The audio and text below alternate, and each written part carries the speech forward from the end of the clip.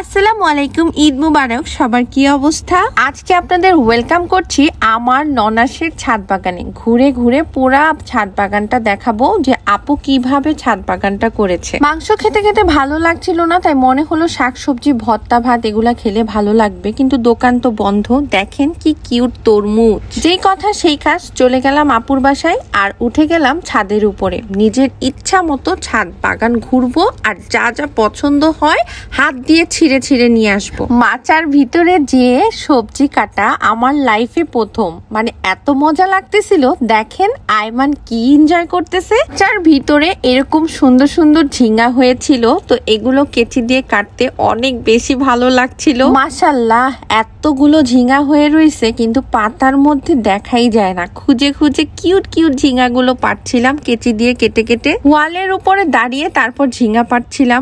আমার কাছে এত ভাল লাগছিল।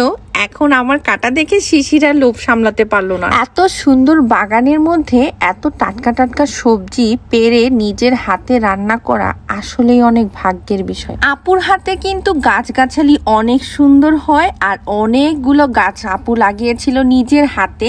এত সুন্দর সুন্দর গাছ দেখতেছেন, মনে করতেছেন এভাবেই হয়েছে? না, এটার পিছনে অনেক পরিশ্রম করতে হয়। সেগুলো কি কি আমি কিন্তু বলে দিব। আর এই যে দেখেন, বাড়ির মালকিন নিজের হাতে আমাকে সব বেগুন, ঢেঁড়স এগুলো তুলে দিচ্ছিল। আসলে প্রত্যেকটা কাজেই অনেক পরিশ্রম দিতে হয়। পরিশ্রম না দিলে কোনো ফলনই কিন্তু ভালো হবে না। বেগুন তুলছিলাম আর ভাবছিলাম যে ইস, এগুলা যদি রোজার মধ্যে পেতাম তাহলে আমার আর বেগুন কিনেই খেতে হতো না। এত শাকসবজির দাম, কিনতেও ভয় লাগে। আমি যেহেতু টাস টাস করে কাটা শুরু করে দিয়েছি, কাটতে অনেক বেশি ভালো লাগতেছিল, কিন্তু এটার পিছনে আসলেই অনেক পরিশ্রম লাগে। এই লোহার সিঁড়িটা অনেক বেশি কিউট ছিল। এখান থেকে পুরো বাস স্ট্যান্ডটা দেখা যায়, মানে আপুর বাসা থেকে পুরো এলাকাটা দেখা যাচ্ছিল।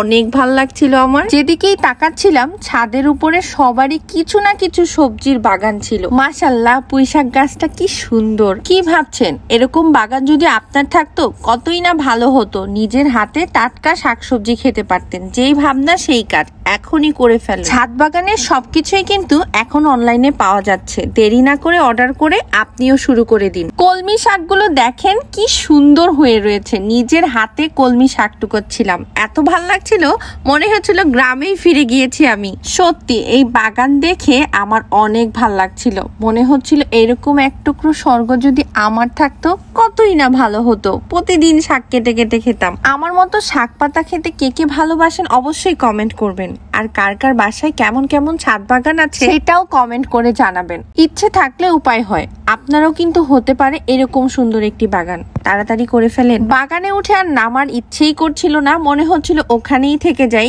কিন্তু সময় মতো তো ক্ষুধাও লাগবে, তো এর জন্য তো রান্না করতে হবে। তাই আপুর সাথে একটু হেল্প করার জন্য আমিও লেগে পড়লাম রান্নায়। আসলে আপুর বাসায় গেলে আমার অনেক বেশি ভালো লাগে, কারণ আপুর সাথে জম্পেশ অনেক আড্ডা হয়। একমাত্র রান্নাঘরেই আপু আর আমার গল্প হয়। রান্না করতে করতে গল্প করলাম। আর আপুর রান্নাঘরটা এইরকম একটা সুন্দর আম গাছ আছে। এই আম গাছটা অনেক স্মৃতি আমাদের। আরেকদিন না হয় সেই স্মৃতির কথা বলবো আর ঘুরে ঘুরে আপনাদের পুরো বাসাটা দেখাবো। আর এখন দেখেন আপুর আচারের কালেকশন। এই পুরাটা ঝুড়ি ভর্তি আচার ছিল।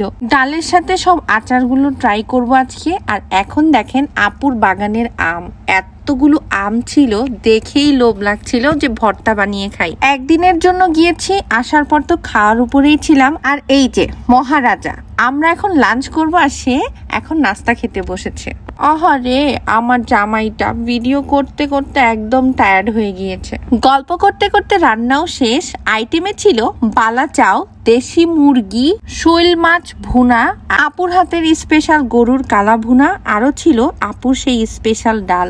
উফ, ডালটা আচার দিয়ে যা জোস। সবাইকে বসিয়ে খাওয়াই দিচ্ছিলাম। আইমানও এখানে খাচ্ছিল তার পাপার সাথে আর দাদার সাথে।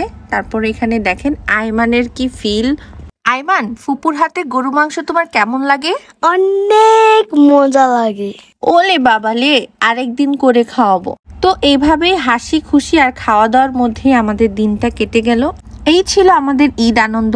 আপনাদের কেমন গেল অবশ্যই কমেন্ট করে জানাবেন। সবাই ভালো থাকবেন, সাদিয়াস গ্লোরির সাথে থাকবেন। ছাদ বাগানটা আপনাদের কাছে কেমন লেগেছে অবশ্যই কমেন্ট করে জানাবেন, অথবা যাদেরকে করাতে চাচ্ছেন তাদেরকে এই ভিডিওতে মেনশন করে দিতে পারেন। আল্লাহ হাফেজ।